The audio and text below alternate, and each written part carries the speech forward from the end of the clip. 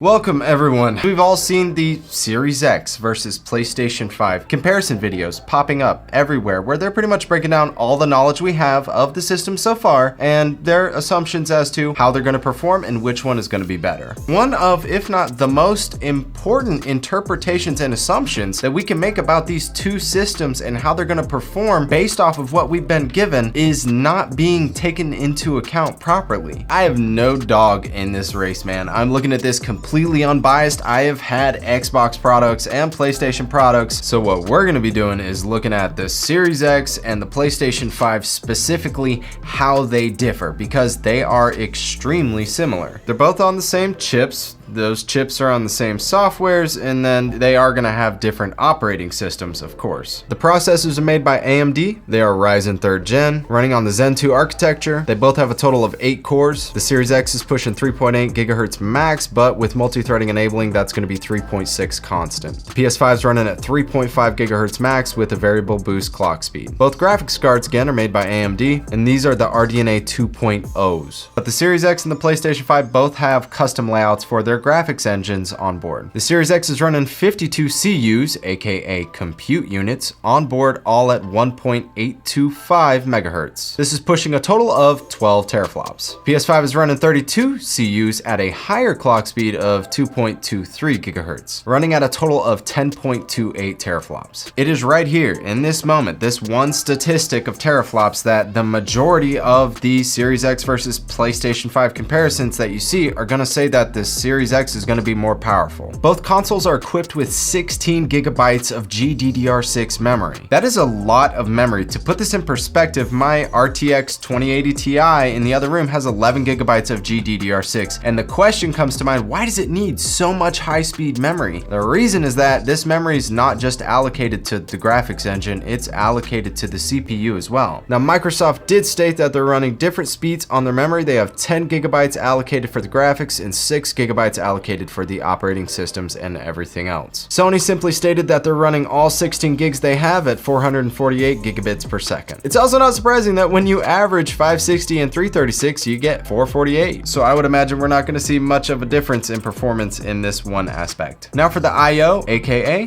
transfer speeds. The Series X is equipped with a 1 terabyte solid state drive capable of transferring 2.4 gigabits per second of raw data and 4.8 gigabits per second of compressed data. It's also going to have a proprietary SSD expansion memory pack that can be purchased, but I'm not sure as to the final prices on that. They stated they have a total of 3 channels running for the external memory. The PS5 will have 825 gigabytes of memory available on board, and it will be running at 5.5 gigabits per second raw and up to 9 gigabits per second of compressed data. The PS5's memory is operating off of PCIe Express Gen 4 SSDs. These drives are pretty expensive and very fast. The memory suite is further equipped with 12 channels on a custom flash controller. I gotta let you guys know that from a cost perspective, that this was a very intentional move. And it's at this point that I really struggle to see why other people who've covered this topic didn't look a little bit deeper and seriously consider how this one design feature could greatly impact the overall performance of the system. Now, in order to quickly help everyone understand the system that the Series X and PlayStation 5 is built on, I'm gonna read you guys 2 very important quotes. I promise we're not going full nerd today. Okay, maybe a little. Accessing even a small memory array costs way more than performing an operation. And a lot of what we think are memory costs today are actually communication costs. This statement hints towards future processing not so much being limited by the strength of the compute units, but more so being limited by the speed that they are able to access the information. This is William Daly, chief scientist for NVIDIA. And for those of you who don't know, NVIDIA is the #1 graphics card manufacturer on the planet. The second quote, which is extremely important: what graphics needs is a really high bandwidth memory system. In the past, graphics had its own memory system, and for the CPU and GPU to talk to each other, you'd use PCIe Express. With HSA, we made memory architecture where the CPU and GPU share the memory. So graphics sees memory, CPU sees memory, and we pass pointers between them. We have a common address space. This is Jim Keller back in 2014 when he was designing the original original Zen architecture, and the Series X and the PlayStation 5 is running on Zen 2 architecture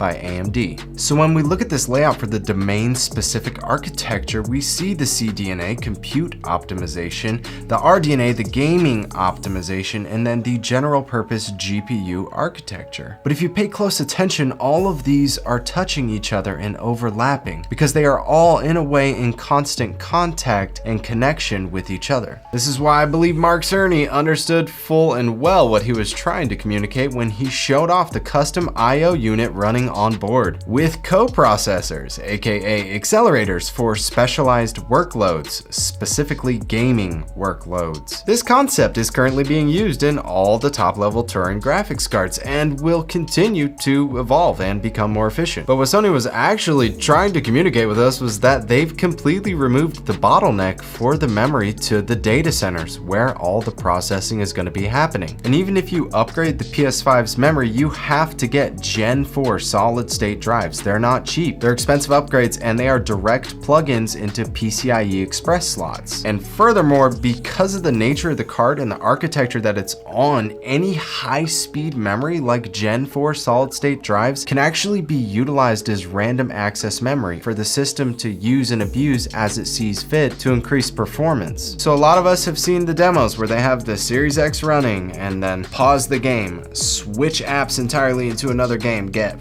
fully loaded up and be playing in like 4 seconds flat. I am telling you right now that there's a really good chance that the PlayStation is going to be faster at performing operations like that in the main operating system and main menu, and also loading times in games, because it's quite literally engineered for it. I just don't have any other way to put it. The entire memory suite and the amount of channels that they have and the speeds that they're going to be achieving has just been buffed for a reason, and this is what you're going to see from it. Now, it's also important because the Series X and the PS5 are stepping up from 60 Hz to 120 Hz, aka we're going from 60 FPS to 120 frames per second. And this is great because when the systems like actually come out, I can't wait to just put them side by side and see which one pushes more frames on the same games. It's gonna be awesome. Again, I do have a hunch because the PlayStation is just engineered to complement what it's running on, that it is gonna push more frames per second. On another note, and I know this is kind of off topic, but this level of performance at the price range that these are, estimated to be coming out at, this is gonna kill the performance you get from like a 600, 800, even some $1,000 PCs. It just seems somewhat pointless when you can save so much money and get almost the same performance. They're both going to be running 1080p, they're both going to be able to do native 4K, and then they're also going to have 8K upscaling, which, I mean, I'm not going to recommend the 8K upscaling. And they're going to be blistering fast. I imagine both of them are going to perform really well. We don't know which one's going to be faster, but you got my guess. And there is a big part of me that still feels like these two systems are really close in design and specs, and that they're just going to perform similarly. But I guess we'll have to wait and see. We have a couple giveaways running on our Twitch as well as our Instagram. Socials will be linked in the description below. If you enjoyed this video, please don't forget to like the vid, subscribe to the channel, share the content. It's greatly appreciated. Notification squad. I freaking love you guys. I look forward to seeing you all in the next one. Peace. Let's try it one more time, eh? Nah, dude.